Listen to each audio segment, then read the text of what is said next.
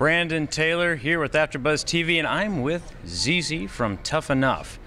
And you were talking about smiles and having fun a second ago, but this is a real competition to you, is it not? Yeah, you know what I mean? I want to make people feel good as much as I can, so I take a lot of worry off of them by being a happy guy around them. But to be honest with you, inside there's a lot more to think about than just smiles and being happy. You're probably the biggest character on the show. Has that given you an advantage in wrestling at all? Well, you know, in wrestling, you got to be physically fit. That's a very big part of it, because you got to be able to back up what you say, but you got to have something to say to start it off with. So that's like the second half of it. And I think being the person that I am has given me a beginning advantage, but now it's hard for me to catch up with what I'm talking. It's a good point. I've been a professional wrestler for 6 years now, and I know that cardio is the most important aspect. What are you doing to really get your cardio in shape?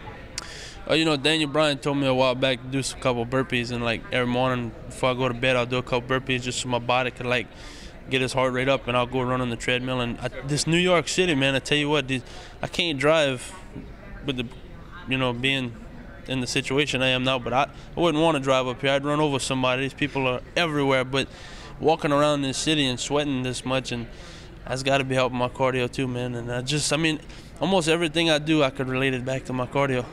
Like the subway, I went down the subway today just to see what it was like, and they got like 4 flights of stairs, man. So I went up and down them a couple times, and I was like, well, I did it. I didn't want to do it, but I did it, and that made me a little bit better. That's very smart. So you don't need a gym to stay in shape. Well, no, I mean, you see, Josh and everybody else went to the gym today, but I guess like they're kind of used to the city life. I want to see the Statue of Liberty. I walked about 3-4 miles, and I mean, I'm country strong. I'm outside strong. I don't really. I've been in the gym before. I'm not completely new to them, but that's not where I choose to catch all my power from. That's right. You're from the simple life, from the swamps. I talk slow. I walk slow. Everything's slow. If we're gonna build a fence, we're gonna open the doors to the truck, turn on the radio, have a nice chest of Coke. You know, invite family, cut a tree, have a fire at night. It's not something that, okay, this is a job. We need to contract like 3 workers, get the shovel, mix the cement, sweat as much as we can. That way we might have the afternoon off. No, let's make the whole day of it, man. Let's make this an experience. If Tim smashes his finger, we're going to look at it in 3 weeks when it's all wrapped up and laugh about it. We're not going to say, oh, it was a work accident. It's fun, man. Fun, like just laid back. Not laziness, it's laid back. Yeah, I can really dig that. I really can. Is that country strong attitude, has that at all translated into something in ring that's given you a physical advantage? That there's a lot of lifting involved in that country life. Well, you know, we cut trees and we lift logs, and I got to lift alligators and put them on my shoulders. And as far as lifting people up, I don't have a problem with that. But I've never really flown high before, so I tend to stick like low to the mat, like I'm always on the ground. But this is a different life. I need to get accustomed to it. And this type of life you can't really get accustomed to since you're always moving. But I'm going to try my best, man. I mean, I'm 19 years old. I'm young. This is the age that I needed to get into this, because by the time I'm 25, you know how awesome I'm going to be. It's a definitely good point. And something to consider.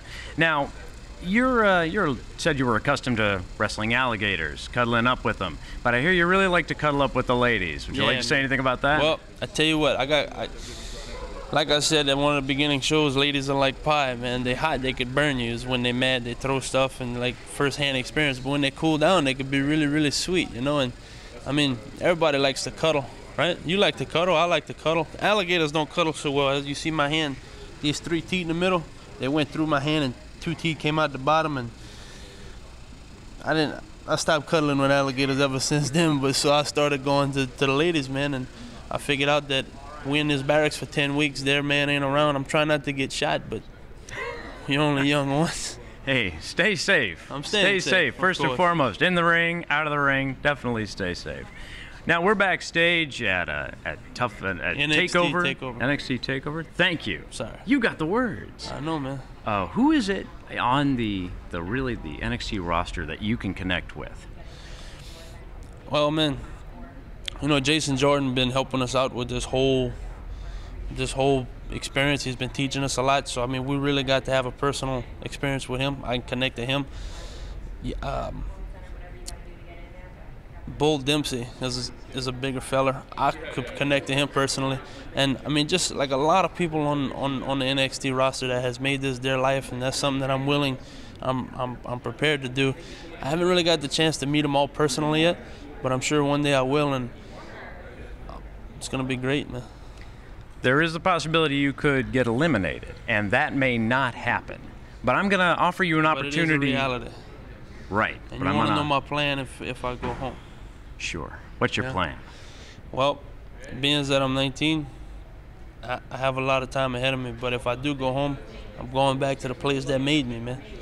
And I'm going to do everything in my power to get back here. I'm going to look up a closest wrestling school. But I don't want to put my chickens in my basket before they hatch. You know, I don't want to start looking that up now, because then if I end up doing it and I'm not going to need it, I'm going to have to call and cancel them all. I'm putting in triple the work for nothing. It's a good idea. It's a good point. Very smart. I don't want to see you get eliminated, personally. So what I'm going to let you do now is speak directly to that camera and all of the people out there who are behind you 100% and why they should throw their support behind you. Well, listen, I want to tell you one more thing before I do that. Sure. Being that I got a lot of people that don't like me, and I got a lot of people that do, you can't live in a world with constant sun, which is my supporters. You have to have a cloudy, rainy day to appreciate the sun. So if you don't have haters, you're not doing something right. Right? I agree. There you go. I agree. So what you want me to do? I'm sorry. I just wanted to tell you that, give you that little bit of... Those haters out there, those people that don't believe in you, I want you to look at that camera and tell them why they're wrong. I came out here and I pushed my body to limits that I never thought I could before. I left everything back home with the full hope that my mom and dad could take care of everything while I'm gone. On a small scale back home, I made people come to my world, and I helped them realize how much they love themselves and the life that they're living. And I want to do that on a global scale now. If I wanted to quit, if I wanted to give up, I could have went home when Diana did, or the 4th or the 5th week. But I'm here. I made it to the finals. I came this far. And whether you choose to believe it or not, you have something of me in you. You have a heart. I just want you to realize that. If I go home or if I stay, you're going to see me again.